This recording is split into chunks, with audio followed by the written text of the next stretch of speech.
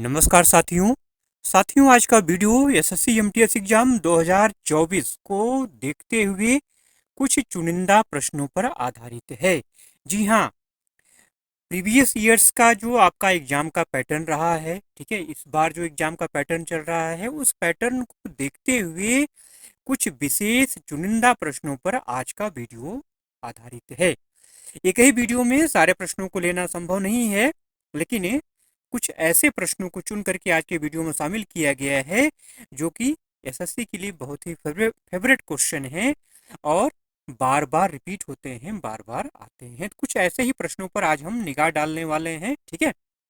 पिछला जो वीडियो था, अगर आपने देखा होगा तो पिछला वीडियो राज्यपाल और पद्म पुरस्कारों पर आधारित था, ठीक है, जिससे क्वेश्चन निश्चित तौर पे आते हैं। तो आज मिश्रित तौर पर मिक्स क्वेश्चंस को लेके इस वीडियो में हम आए हैं, ठीक है। चलिए देखते हैं और आशा करता हूँ वीडियो आपको पसंद आएगा, इसलिए कंप्लीट देखिएगा, धैर्यपूर्वक देखिएगा, घबराइएगा नहीं, ठीक है। बात करते हैं पहले हम शास्त्रीय नृत्य से। जैसा कि आप जानते हैं भारत में टोटल जो है 8 शास्त्रीय नृत्य हैं, ठीक है। तो शास्त्रीय नृत्य से क्वेश्चन निश्चित तौर पे एग्जाम में पूछा जाता है, कभी राज्यों से संबंधित, कभी कलाकार से संबंधित, ठीक है, कभी पुरस्कारों से संबंधित क्वेश्चन निश्चित तौर पे यहाँ से बनता है। इस टॉपिक को आपको हर हाल में कवर करना है, एसएससी का कोई भी एग्जाम आप देने वाले हो, ठीक है। यामिनी कृष्णमूर्ति का संबंध किस शास्त्रीय नृत्य से है? स्पेशली हम बात करते हैं यामिनी कृष्णमूर्ति की, ठीक है।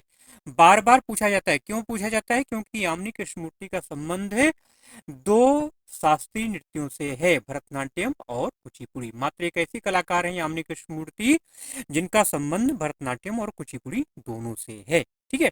इसलिए क्वेश्चन बार बार रिपीट होता है, ठीक। बात क्लियर हो गई?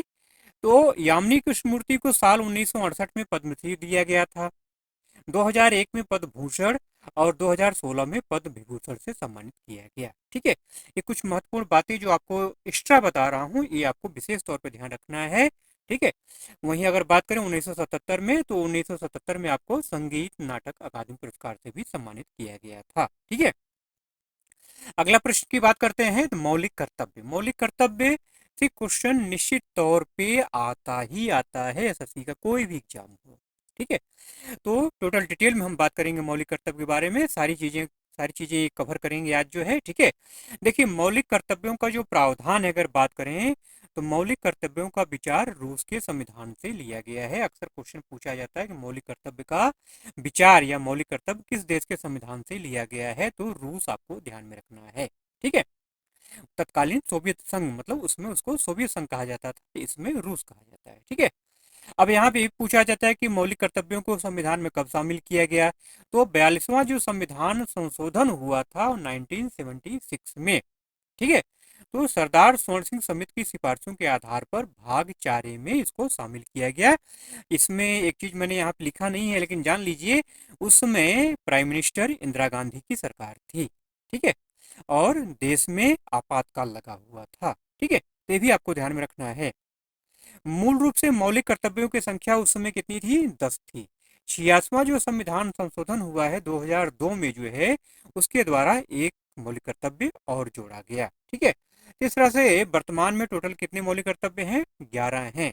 तो सभी 11 कर्तव्य संविधान के अनुच्छेद 51A और भाग 4 में सूचीबद्ध हैं। क्वेश्चन अक्सर ये भी पूछा जाता है कि अनुच्छेद 51A का संबंध किससे है, ठीक है। ऐसे भी क्वेश्चन बनता है। एक चीज और ध्यान रखिए कि राज्य के नीति निर्धारित सिद्धांतों की तरह, मतलब डीपीएसपी की तरह मौलिक कर्तव्य भी प्रकृति में कैसे हैं? गैर न्यायिक हैं। अब हम बात करते हैं मौलिक कर्तव्यों की, ठीक है। एक एक करके जानिए 11 मौलिक कर्तव्य कौन कौन से हैं। एक क्रम वाइज आपको याद में होना चाहिए, ठीक है। अक्सर एसएससी जीडी के एग्जाम में या सीएचएसएल के एग्जाम में अक्सर जो है ये जो आपके मौलिक कर्तव्य है ना, क्रम वाइज पूछ लेता है, ठीक है। मतलब चौथा या पांचवा या तीसरा ऐसे करके पूछ लेगा जो है, ठीक है। देखिए, पहला जो है वो संविधान का पालन करें और उसके आदर्शों, संस्थाओं, राष्ट्रध्वज एवं राष्ट्रीय गान का आदर करें, ये पहला हो गया। दूसरा मौलिक कर्तव्य है कि स्वतंत्रता के लिए राष्ट्रीय आंदोलन को प्रेरित करने वाले उच्च आदर्शों को हृदय में संजोए रखें और उनका पालन करें। तीसरा मौलिक कर्तव्य है कि भारत की संप्रभुता, एकता और अखंडता की रक्षा करें तथा उसे अक्षुण्ण रखें। चौथा मौलिक कर्तव्य है कि देश की रक्षा करें और आह्वान किए जाने पर राष्ट्र की सेवा करें। पांचवा जो मौलिक कर्तव्य है वो ये है कि भारत के सभी लोगों में समरसता और समान भ्रातृत्व की भावना का निर्माण करें, जो धर्म, भाषा व प्रदेश या वर्ग आधारित सभी प्रकार के भेदभाव से परे हो। ऐसी प्रथाओं का त्याग करें जो स्त्रियों के सम्मान के विरुद्ध हो। छठवां जो मौलिक कर्तव्य है वो ये है कि हमारी सामाजिक संस्कृति की गौरवशाली परंपरा का महत्व समझें और उसका परिरक्षण करें। सातवां है प्राकृतिक पर्यावरण, जिसके अंतर्गत वन, झील, नदी और वन्यजीव आते हैं, की रक्षा और संवर्धन करें तथा प्राणी मात्र के लिए दया भाव रखें। आठवां है कि वैज्ञानिक दृष्टिकोण से मानववाद और ज्ञानार्जन तथा सुधार की भावना का विकास करें। नौवां है कि सार्वजनिक संपत्ति को सुरक्षित रखें और हिंसा से दूर रहें। ठीक है। 10वां है कि व्यक्तिगत और सामूहिक गतिविधियों के सभी क्षेत्रों में उत्कर्ष की ओर बढ़ने का सतत प्रयास करें, जिससे राष्ट्र प्रगति की ओर निरंतर बढ़ते हुए उपलब्धि की नई ऊंचाइयों को प्राप्त किया जा सके।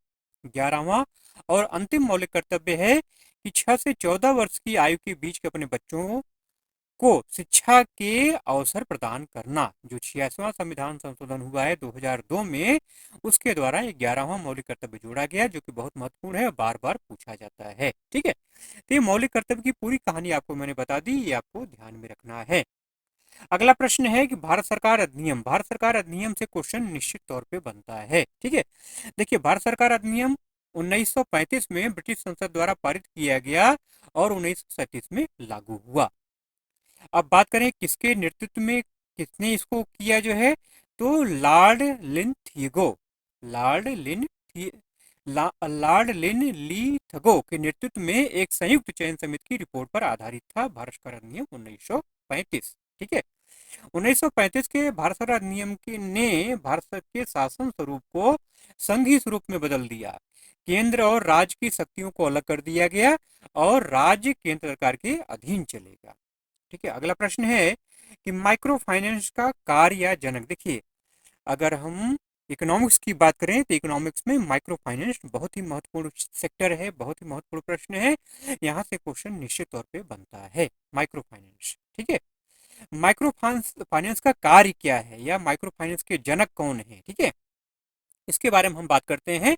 क्वेश्चन तो बहुत सारे यहाँ से बनते हैं माइक्रो फाइनेंस के ऊपर। फिलहाल हम बात करते हैं माइक्रो फाइनेंस का कार्य क्या है। देखिए, माइक्रो फाइनेंस जो सेवाएं हैं, इनका उद्देश्य होता है ऋण, बचत खाते, बीमा और निधि हस्तांतरण जैसे वित्तीय उत्पादों तक पहुंच बढ़ाना तथा विकास और स्थिरता के अवसर प्रदान करना। ठीक है। माइक्रो फाइनेंस शब्द की अगर बात करें तो माइक्रो फाइनेंसिंग शब्द जो है 1970 के दशक में बांग्लादेश के ग्रामीण बैंक के विकास के दौरान गढ़ा गया था, जिसे माइक्रो फाइनेंस अग्रणी मोहम्मद यूनुस ने बनाया था। ठीक है। 1976 में बांग्लादेश में ग्रामीण बैंक की स्थापना के साथ यूनुस ने माइक्रो फाइनेंस प्रथाओं को औपचारिक रूप दिया। यूनुस को ग्रामीण बैंक की स्थापना और माइक्रो क्रेडिट और माइक्रो फाइनेंस की अवधारणाओं को आगे बढ़ाने के लिए 2006 में नोबेल शांति पुरस्कार से सम्मानित किया गया था। ठीक है। अगला प्रश्न है बंगाल विभाजन। देखिए, यहाँ से भी क्वेश्चन निश्चित तौर पे बनता है कि बंगाल का विभाजन कब हुआ, क्यों हुआ, क्या कारण था, किसने किया, उसमें गवर्नर कौन था, बंगाल विभाजन को रद्द किसने किया, कब रद्द किया गया, इस टाइप से कई क्वेश्चन बनते हैं मेरे भाई। ठीक है। तो कुछ चुनिंदा टॉपिक मैंने आज के वीडियो में लिया है जो है, ठीक है, सोच समझ करके, जिनसे क्वेश्चन निश्चित तौर पे बनते हैं, रिपीट होते हैं। तो ये टॉपिक जो है ज़्यादा बहुत बड़ा वीडियो नहीं, छोटा वीडियो है। ठीक है। ये जो टॉपिक मैं बता रहा हूँ, इस टॉपिक पे आप खुद भी रिसर्च करिए। मैं तो कर ही रहा हूँ, मैंने जो किया मुझसे जो हो सका जितना मैंने रिसर्च किया सामने आपको रख रहा हूँ। क्योंकि मैंने पहले बोल दिया ना, सारी बातें एक ही वीडियो में कहना बताना संभव नहीं है। ठीक है। तो ये टॉपिक में जो आपके नॉलेज में जो ला रहा हूँ, जैसे बंगाल विभाजन है, ठीक है, भारत सरकार अधिनियम है, ठीक है, तो ये जो टॉपिक बता रहा हूँ माइक्रो फाइनेंस है, इस टॉपिक के ऊपर आपको भी रिसर्च करना है और ज़्यादा से ज़्यादा प्रश्न तैयार करने हैं। बंगाल विभाजन की अगर बात करें तो 1905 में 16 अक्टूबर को भारत के तत्कालीन वायसराय लॉर्ड कर्जन द्वारा बंगाल का विभाजन किया गया था। ठीक है। और ब्रिटिशर्स ने, अंग्रेजों ने इसका उद्देश्य क्या बताया बंगाल विभाजन का? उनका उद्देश्य ये था कि बंगाल के प्रशासन को सुधारना, यही उन्होंने कारण दिया था। ठीक है। एक्चुअल में इसके पीछे का उद्देश्य उनका कुछ और था, लेकिन उन्होंने जो कहा कि हमें यहाँ का ये बहुत बड़ा है, जगह बहुत बड़ी है, इसके प्रशासन को हमें चलाने में दिक्कत हो रही है, इसलिए हम प्रशासन को सुधारने के लिए हम इसका विभाजन कर रहे हैं। ठीक है। बंगाल विभाजन को लॉर्ड हार्डिंग द्वितीय ने 1911 में रद्द कराया था। बंगाल विभाजन के विरोध में स्वदेशी आंदोलन शुरू किया गया था। बंगाल विभाजन के बाद पूरे देश में बंग भंग आंदोलन शुरू हुआ था। ठीक है, तो ये चीजें आपको ध्यान में रखनी है। अब हम बात करते हैं स्थानांतरित खेती की। ठीक है, दीपा स्थानांतरित खेती या स्थानांतरित खेती, दीपा स्थानांतरित खेती कहाँ की जाती है, तो ये बस्तर में किया जाता है। ठीक है, स्थानांतरित खेती के बारे में मैक्सिमम क्वेश्चन आज के हम वीडियो में कवर करने वाले हैं, सब कुछ बताऊंगा मैं आपको जो है। ठीक है, बस ध्यान से आप देखते रहिए। स्थानांतरित खेती को स्लैश एंड बर्न कृषि या स्वीडन कृषि भी कहा जाता है। यह एक पारंपरिक कृषि पद्धति है। संयुक्त राष्ट्र की रिपोर्ट के मुताबिक दुनिया में 250 मिलियन से ज्यादा लोग स्थानांतरित खेती से अपना गुजारा करते हैं। यह उष्णकटिबंधीय क्षेत्र में काफी आम है। ठीक है, अब हम बात करते हैं नाम की। स्थानांतरित खेती की क्षेत्रवार जो है अलग अलग नाम है, अलग अलग देशों में, भारत में भी अलग अलग जगहों में अलग अलग नाम है। तो लगभग वो सारी चीजें मैं कवर करूंगा इस वीडियो में, इस चीजों में। तो आपको ध्यान में देखना है, ध्यान से रखना है, नोट करते जाना है। जैसे वियतनाम की बात करूं तो वियतनाम इसको रे कहते हैं। मेडागास्कर में ताबी कहा जाता है। कांगो मतलब जैर नदी घाटी मसोले कहते हैं। भूमध्य रेखीय अफ्रीकी देश में फंग कहा जाता है। पश्चिमी अफ्रीका में लोगन कहते हैं। मेक्सिको में कोमिल कहा जाता है। युगाटन और ग्वाटेमाला में जो है इसको मिल्पा कहा जाता है। ठीक है, मेक्सिको और मध्य अमेरिका में एकालीन ग्वाडेलोप मिलिया कहा जाता है। वेनेजुएला में कोनको बोलते हैं। ठीक है, ब्राजील में रोका कहा जाता है। युगांडा, जाम्बिया, जिम्बाब्वे यहाँ पर चेनीमिनी कहा जाता है। फिलीपींस में कईगिन कहा जाता है। म्यांमार में तोंग बोला जाता है। श्रीलंका में चेना कहते हैं। जावा और इंडोनेशिया में लदांग लादांग कहा जाता है। थाईलैंड में तमराई कहते हैं। जावा और इंडोनेशिया की बात करें तो वहाँ हुमा भी कहा जाता है। ठीक है, भारत की अगर बात करें तो उत्तर पूर्वी भारत में इसको झूम कृषि कहा जाता है। बुंदेलखंड जो क्षेत्र है मध्य प्रदेश का, वहाँ पे बेबर और दहियार कहा जाता है। मध्य प्रदेश का जो बस्तर जिला है वहाँ पर दीपा कहते हैं। ठीक है, दक्षिणी राज्य जो है वहाँ पे जरा और एरका कहा जाता है। दक्षिणी पूर्वी राजस्थान वहाँ पे बत्रा कहते हैं। आंध्र प्रदेश में पोडू कहा जाता है। केरल के पश्चिमी घाट के पहाड़ी क्षेत्र में कुमारी कहा जाता है। ठीक है, उड़ीसा में कमन विंगा या धावी कहा जाता है। ठीक है, तो इतनी सारी बातें मेरे ख्याल से आपके क्लियर हो गई होंगी। ठीक है, इनको दिमाग में अच्छे से बैठा लेना है आपको। अब हम बात करते हैं अनुच्छेद की। अनुच्छेद एक ऐसा टॉपिक है, थोड़ा सा लंबा है, बड़ा है, लेकिन इसको आपको तैयार रखना है। अनुच्छेद से क्वेश्चन निश्चित तौर पे बनता ही बनता है। ठीक है, चाहे वो जीडी हो या एमटीएस हो या सीजीएल हो, सीजीएल हो, अनुच्छेद से क्वेश्चन एसएससी के हर एग्जाम में आना ही आना है। ठीक है, अच्छा, अब यहाँ पे जो हम क्वेश्चन मैंने लिया है आज वो ये है कि भारत के मूल संविधान में कितने अनुच्छेद हैं। ठीक है, इसके बारे में चर्चा हम करते हैं। देखिए, भारत के मूल संविधान में टोटल 395 अनुच्छेद थे। ठीक है, संविधान को लागू होने के समय इसमें 8 अनुसूचियां और 22 भाग थे। वर्तमान समय की अगर बात करें तो वर्तमान समय में 448 अनुच्छेद और 25 भागों में बटा हुआ है। संविधान के बारे में थोड़ा डिटेल में बात किया जाए तो संविधान को प्रेम बिहारी नारायण रायजादा ने हस्तलिखित किया था, अक्सर ये पूछा जाता है। संविधान की मूल प्रतियां हिंदी और अंग्रेजी दोनों भाषाओं में लिखी गई हैं। ठीक है, संविधान की जो मूल प्रति है वो भारत की संसद के पुस्तकालय में रखी गई है। संविधान को 26 जनवरी 1950 को लागू किया गया था। अब तक संविधान में 108 संशोधन हो चुके हैं। भारत का जो संविधान है दुनिया के किसी भी गणतांत्रिक देश का सबसे लंबा लिखित संविधान है। ठीक है, चलिए अगला प्रश्न, आईसीसी टी20 वर्ल्ड कप। ठीक है, आईसीसी टी20 वर्ल्ड कप से क्वेश्चन निश्चित तौर पे बनता है। तो हम बात करते हैं 2021 की। ठीक है, 2021 में किसने जीता, किसने हारा, कौन हारा जो है, तो 2021 का जो आईसीसी टी20 वर्ल्ड कप हुआ था, फाइनल में ऑस्ट्रेलिया ने न्यूजीलैंड को 8 विकेट से हरा करके अपना पहला टी20 विश्व कप जीता। चूंकि पहला है ये, बार बार हर वीडियो में दोहराता हूं कि जो पहला या पहली वाले जो क्वेश्चन है ना, उनपे थोड़ा आपको विशेष ध्यान देना है। ठीक है, भले ही करंट अफेयर ही क्यों ना हो। ठीक, तो ये ऑस्ट्रेलिया ने अपन 2021 में अपना पहला टी20 विश्व कप जीता था। इस वजह से क्वेश्चन ने क्या है, महत्वपूर्ण है, इसी वजह से मैंने इसको शामिल किया है। मिशेल मार्श को प्लेयर ऑफ द मैच चुना गया था।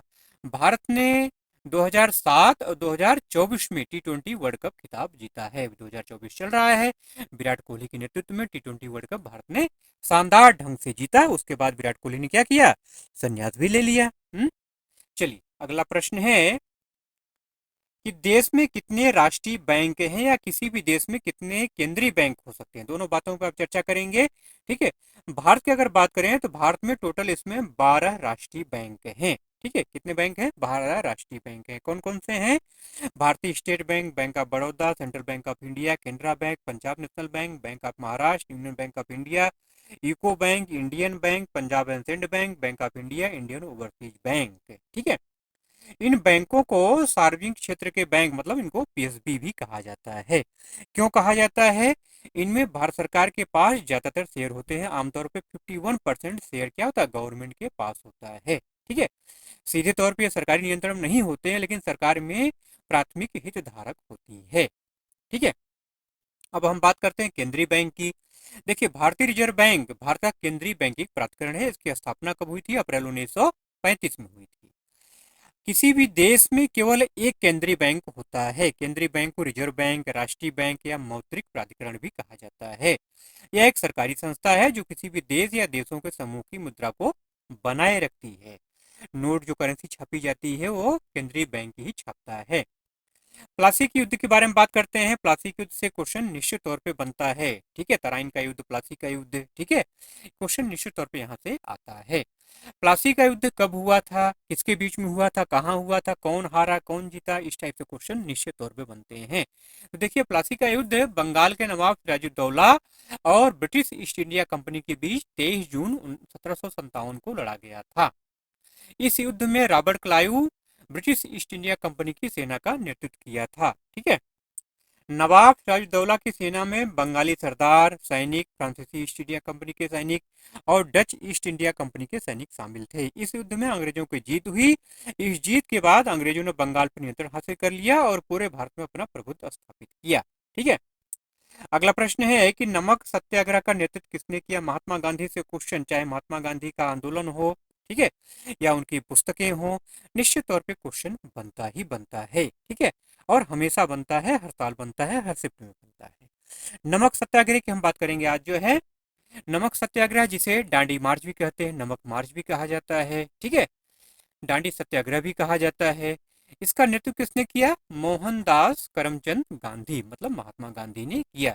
यह एक अहिंसक सविनय अवज्ञा आंदोलन था।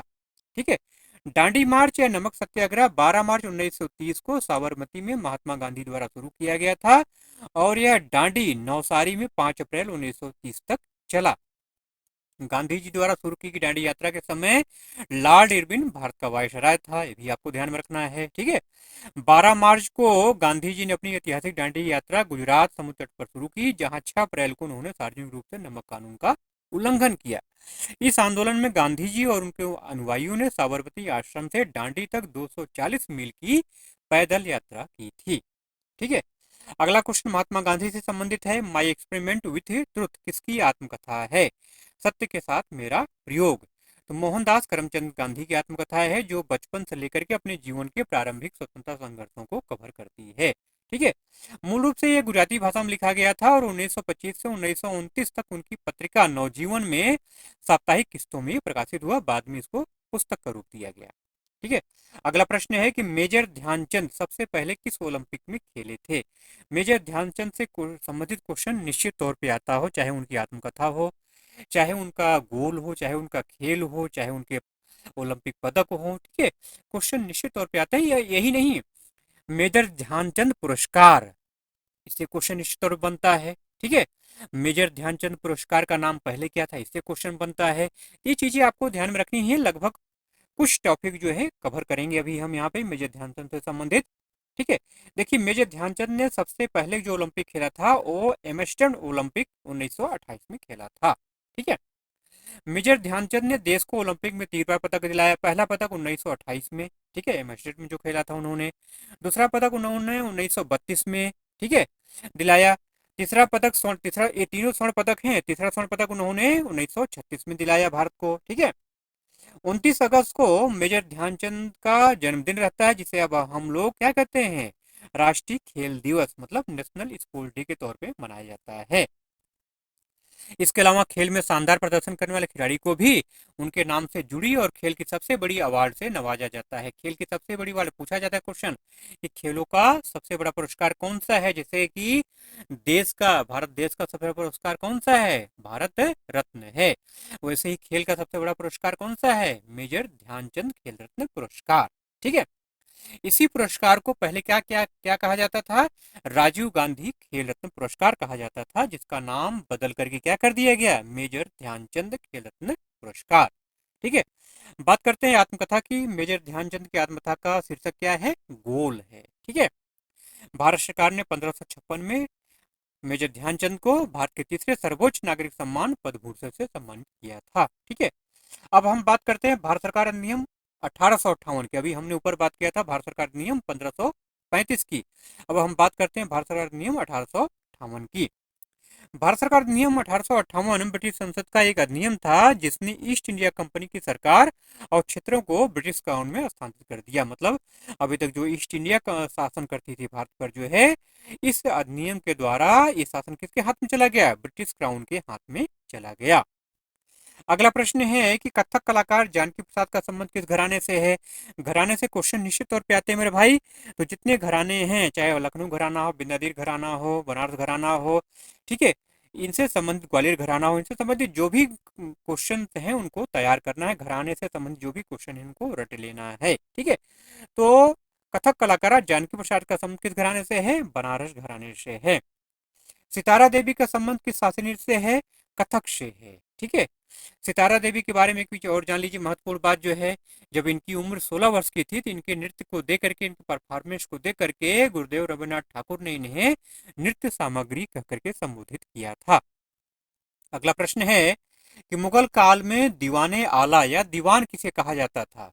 तो राजस्व और वित्त मंत्री जो होता था उसे क्या कहते थे, उसे दीवान कहा जाता था। ठीक है। दीवान मुगल कालीन शासन व्यवस्था में सबसे बड़ा अधिकारी होता था। वह राजस्व एवं वित्त का एकमात्र प्रभारी होता था।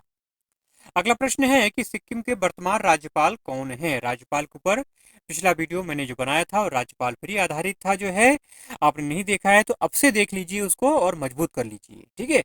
2023 2024 दोनों को उसमें मैंने शामिल किया हुआ है, उसको जरूर से देख लीजिए।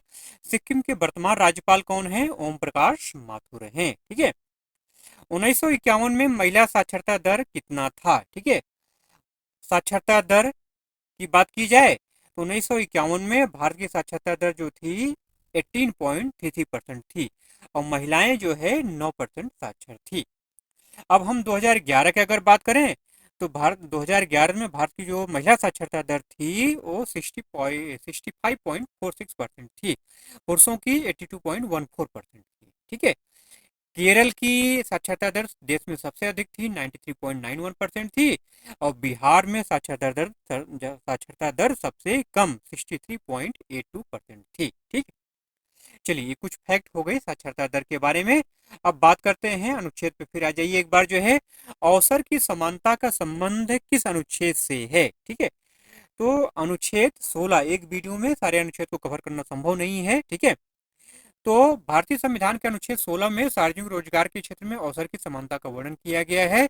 इस अनुच्छेद के मुताबिक किसी भी व्यक्ति को धर्म, जाति, लिंग, वंश, जन्मस्थान, निवास या इनमें से किसी आधार पर सरकारी पद के लिए अयोग्य नहीं ठहराया जा सकता। भारतीय संविधान के अनुच्छेद 15 में धर्म, जाति, नस्ल, लिंग या जन्म स्थान के आधार पर भेदभाव करने पर रोक लगाई गई है। ठीक है। अनुच्छेद 395, अभी ऊपर हमने चर्चा किया था कि भारतीय संविधान, मूल संविधान में कितने अनुच्छेद थे, तो अनुच्छेद 395 मैंने ऊपर बताया था ना। तो ये अनुच्छेद जो 395 है ये भारतीय संविधान का अंतिम अनुच्छेद है। यह अनुच्छेद भारतीय स्वतंत्रता अधिनियम 1947 और भारत सरकार अधिनियम 1935 को निरस्त करता है। इसके अलावा यह अनुच्छेद बाद के अधिनियमों को संशोधित या अनुपूरित करने वाले सभी अधिनियमों को भी निरस्त करता है। हालांकि प्रिवी काउंसिल क्षेत्राधिकार उन्मूलन अधिनियम 1949 को अनुच्छेद निरस्त नहीं करता है। ठीक है। अगला प्रश्न है कि अनफिनिश्ड किसकी आत्मकथा है। ठीक है। आत्मकथा से जो भी क्वेश्चन हैं जो है उनको जरूर से आप रट लीजिए, तैयार कर लीजिए। ठीक है, तो अनफिनिश्ड किसकी आत्मकथा है? प्रियंका चोपड़ा की है। ठीक है, पुस्तकों के ऊपर टोटल मैंने 2 वीडियो बना रखा है, वॉल्यूम 1 वॉल्यूम 2 करके जो है, उसको भी जरूर से एक बार आपको देखना चाहिए।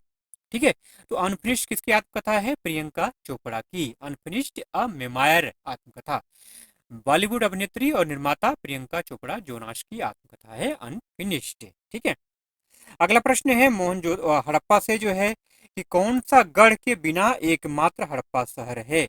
इसका नाम है चन्हूदड़ो। ठीक है, चन्हूदड़ो जो है गढ़ के बिना एकमात्र हड़प्पा शहर था।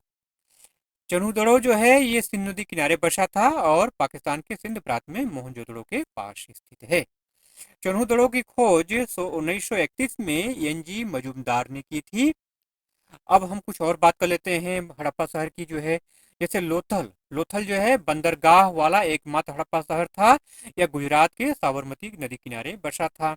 धौलावीरा की बात करें तो 3 भागों में बटा एकमात्र स्थल था जहां यहाँ से नागरिक उद्देश्यों के लिए सबसे बड़ा हड़प्पा शिलालेख मिला था। राखीगढ़ी की अगर बात करें तो सिंधु घाटी सभ्यता का सबसे बड़ा भारतीय स्थल था। मोहनजोदड़ो सिंधु घाटी सभ्यता का सबसे बड़ा स्थल था। ठीक है, अगला प्रश्न है कि भारतीय महिला संघ की स्थापना कब हुई? आर्य समाज की स्थापना कब हुई? ठीक है, ब्रह्म समाज की स्थापना कब हुई? ठीक है, हाँ, इस तरह से क्वेश्चन निश्चित तौर पे बनते हैं। संघ से संबंधित संघ, ठीक है, या समाज से संबंधित जो भी क्वेश्चन हैं उनको आपको रट लेना है। ठीक है, ज्योतिबा फुले ने किस समाज की स्थापना की? सत्यशोधक समाज की स्थापना किसने की? ठीक है, कब की, कहाँ की? इस टाइप से क्वेश्चन निश्चित तौर पे बनते हैं, इनको आपको तैयार में रखना है। ठीक है, तो भारतीय महिला संघ की स्थापना कब हुई? 8 मई 1917 को। ठीक है, कहाँ हुआ? मद्रास के अडयार में। किसने किया? एनी बेसेंट, मार्गरेट कजिन्स और डोरोथी जिन राजदासा। ठीक है, अगला प्रश्न है कि 16वें वित्त आयोग के अध्यक्ष कौन है? डॉक्टर अरविंद पनगढ़िया। ठीक है, इसका गठन कब हुआ? 31 दिसंबर 2023 को। अगला प्रश्न है कि शेरशाह सूरी का मकबरा कहाँ है? सासाराम, बिहार। बिहार के सासाराम जिले में शेरशाह सूरी का मकबरा है। शेरशाह सूरी बिहार के एक पठान सम्राट था। उसने मुगल साम्राज्य को हराया और उत्तरी भारत में सूरी साम्राज्य की स्थापना की। शेरशाह सूरी का मकबरा इंडो इस्लामिक वास्तुकला का एक सुंदर उदाहरण है। ठीक है, अगला प्रश्न है कि मुख्यमंत्री सीखो और कमाओ योजना किस राज्य सरकार की योजना है? योजनाओं से संबंधित भी क्वेश्चन निश्चित तौर पे बनते हैं। ठीक है, थोड़ा सा टॉपिक ये लंबा है, सारे राज्यों के जो भी योजनाएं हैं, ठीक है, उन पे थोड़ा सा निगाह दौड़ाना पड़ेगा, थोड़ा लंबा है लेकिन ये जानना जरूरी है। तो मध्य प्रदेश का राइट आंसर है। ठीक है, शिवराज सिंह चौहान जब वहां के मुख्यमंत्री थे जो है, तो उन्होंने ये योजना चालू की थी 15 जून 2023 को। ठीक है, इसके द्वारा युवाओं को क्या कौशल और प्रशिक्षण दिया जाता था ताकि वो रोजगार के अवसरों का लाभ उठा सके। अगला प्रश्न है कि किस कुचिपुड़ी नर्तक को 1998 में पद्म भूषण से सम्मानित किया गया था? तो वेम्पति चिन्ना सत्यम। ठीक है, वेम्पति चिन्ना सत्यम को जो है 1998 में पद्म भूषण से सम्मानित किया गया था। अगला प्रश्न है कि बीटिंग द रिट्रीट समारोह कब आयोजित किया जाता है? ठीक है, देखिए बीटिंग द रिट्रीट समारोह प्लस एक ही और जानना है कि गणतंत्र दिवस समारोह जो होता है उसमें जो मुख्य अतिथि आते हैं उनके बारे में हर साल कौन, किस साल कौन आया है, ये जानना बहुत जरूरी है आपके लिए। बीटिंग द रिट्रीट की अगर बात करें, समारोह हर साल गणतंत्र दिवस के तीसरे दिन यानी 29 जनवरी को आयोजित किया जाता है। यह समारोह गणतंत्र दिवस समारोह का आधिकारिक समापन होता है। यह समारोह रक्षा मंत्रालय के अनुभाग डी द्वारा आयोजित किया जाता है। यह समारोह रायसेना हिल्स में आयोजित किया जाता है। इस समारोह में भारतीय सेना, भारतीय वायुसेना और भारतीय नौसेना के बैंड शामिल होते हैं। इस समारोह में राष्ट्रपति मुख्य अतिथि के रूप में शामिल होते हैं। समारोह की बात आई जो है तो एक चीज और ध्यान में आया, छठ पूजा। ठीक है, छठ पूजा का पर्व इस समय चल रहा है। ठीक है, इस समय चल रहा है, प्रोग्रेस में है, तो इसके बारे में निश्चित तौर पे आपको ध्यान रखना। छठ पूजा पर क्वेश्चन मैंने नहीं शामिल किया है लेकिन पिछले वीडियो में इसमें चर्चा किया था और आज का जो मैंने कम्युनिटी पोस्ट डाला है उसमें भी छठ पूजा के बारे में मैंने चर्चा किया है, डिटेल में चर्चा किया है, तो उसको भी आपको देख लेना चाहिए। छठ पूजा के बारे में, छठ पूजा किस देवता को समर्पित है, कहाँ मनाया जाता है, किस राज्य में मनाया जाता है, ठीक है, छठ पूजा कितने दिन मनाई जाती है, दीपावली के कितने दिन बाद छठ पूजा मनाई जाती है, मतलब छठ पूजा के आधार पर इस तरह से कई प्रकार के क्वेश्चन बनते हैं। तो ये सारी चीजें आपको क्या करनी है, क्लियर करनी है, जानना है। ठीक है, अगला बात करते हैं कि सबसे ज्यादा वैद्युत ऋणात्मक तत्व कौन सा है। ठीक है, इलेक्ट्रोनेगेटिव एलिमेंट कौन सा है, तो फ्लोरीन है। फ्लोरीन आवर्त सारणी में सबसे ज्यादा विद्युत ऋणात्मक तत्व है। फ्लोरीन का परमाणु आकार बहुत छोटा होता है और इसका परमाणु आवेश बहुत ज्यादा होता है। फ्लोरीन के 2p सेल में 5 इलेक्ट्रॉन होते हैं। अगला प्रश्न है कि दोआब किसे कहते हैं। दो आब, आब मतलब पानी। ठीक है, दो मतलब दो, तो दो नदियों के बीच की जमीन या अंतर प्रवाह को दोआब कहा जाता है। यह वह जगह है जहां दो छोटी नदियां मिलकर के एक बड़ी नदी बनाती हैं। अब हम कुछ दोआब के उदाहरण आपको बता देते हैं। ठीक है, जैसे गंगा और यमुना के बीच की जमीन को दोआब कहा जाता है। ठीक है, यह उत्तर प्रदेश में शिवालिक पहाड़ियों से लेकर के इलाहाबाद तक फैली हुई है। सिंध और झेलम नदियों के बीच के क्षेत्र को सिंध सागर दोआब कहा जाता है। ब्यास और सतलुज नदियों के बीच के क्षेत्र को दोआब कहा जाता है। इसे बिस्त दोआब या जालंधर दोआब के नाम से जाना जाता है। राबी और ब्यास नदियों के बीच के क्षेत्र को बारी दोआब या माझा मैदान कहा जाता है। ठीक है, अगला प्रश्न है कि कैगा पावर प्लांट कहाँ पर है। ठीक है, देखिए पावर प्लांट के ऊपर, परमाणु केंद्रों पर क्वेश्चन निश्चित तौर पर बनते हैं, प्लस आपके जो भी पोत वाले क्वेश्चन हैं, ठीक है, मतलब जो आपके बंदरगाह वाले क्वेश्चन हैं, उनसे क्वेश्चन निश्चित तौर बनता है, ये आपको ध्यान में रखना है। ठीक है, कैगा पावर प्लांट कहाँ है भैया, कर्नाटक में। कैगा क, कर्नाटक क, ये ध्यान रखना है। पुरुष एशिया कप 2023 की विजेता टीम कौन थी, तो भारत। ठीक है, फाइनल मुकाबला किसने जीता, भारत ने जीता। कहाँ हुआ था ये, कोलंबो में खेला गया था। कब खेला गया था, 17 सितंबर 2023 को। ठीक है, भारतीय टीम ने श्रीलंका को 10 विकेट हरा करके खिताब अपने नाम किया था। अगला प्रश्न साइंस का है कि एनीमिया का कारण क्या है। देखिए एनीमिया तब होता है जब आपके पास पर्याप्त आरबीसी नहीं होता। आरबीसी मतलब रेड ब्लड कॉर्पस्कल्स, मतलब लाल रक्त कणिकाएं, ये आपके पास जब पर्याप्त मात्रा में नहीं होती हैं तो ये कंडीशन एनीमिया की होती है। अगला प्रश्न है कि 2011 की जनगणना के अनुसार किस राज्य की शहरी जनसंख्या सबसे ज्यादा थी। तो 2011 की जनगणना के मुताबिक तमिलनाडु सबसे ज्यादा शहरीकृत राज्य था। यहाँ पे 48.4% आबादी शहरी क्षेत्रों में रहती थी। इसके बाद केरल का नंबर आता है 47.47%। उसके बाद महाराष्ट्र का नंबर आता है 45.2%। ठीक है, इन चार राज्यों ने मिलकर के भारत की कुल शहरी आबादी का करीब 1/3 योगदान दिया था। वहीं अगर गोवा की बात करें, अक्सर गोवा और तमिलनाडु में कंफ्यूज हो जाते हैं हम लोग जो है, तो देखिए गोवा की जो शहरी आबादी का अनुपात था ना, ये सबसे ज्यादा था। ठीक है, मतलब गोवा की कुल आबादी का 62.17% हिस्सा शहरी इलाकों में रहता है। ठीक है, चलिए इन्हीं प्रश्नों के साथ आज के वीडियो का एंड करते हैं। वीडियो अगर अच्छा लगा मेरे भाई, कुछ अगर नॉलेज मिला हो तो प्लीज जाते जाते एक लाइक जरूर से कर दीजिएगा। ठीक है, ठीक, आपके एक लाइक से ढेर सारा मोटिवेशन मिलता है, काम करने का उत्साह बढ़ता है। और चैनल पर अगर नए हैं, पहली बार वीडियो देख रहे हैं, सब्सक्राइब आपने अभी तक नहीं किया है, तो मेरे भाई इंतजार किस बात का है, चैनल को तुरंत सब्सक्राइब कर लीजिए और बेल आइकन को ऑन कर लीजिए, तभी आपको नोटिफिकेशन मिलेगा, नहीं तो समय से वीडियो की जानकारी आपको नहीं मिल पाएगी। ठीक है, चलिए स्वस्थ रहिए, मस्त रहिए, छठ पूजा का आनंद उठाइए जो है। ठीक है, मिलते हैं अगले वीडियो में ऐसे ही कंटेंट के साथ, तब तक के लिए जय हिंद।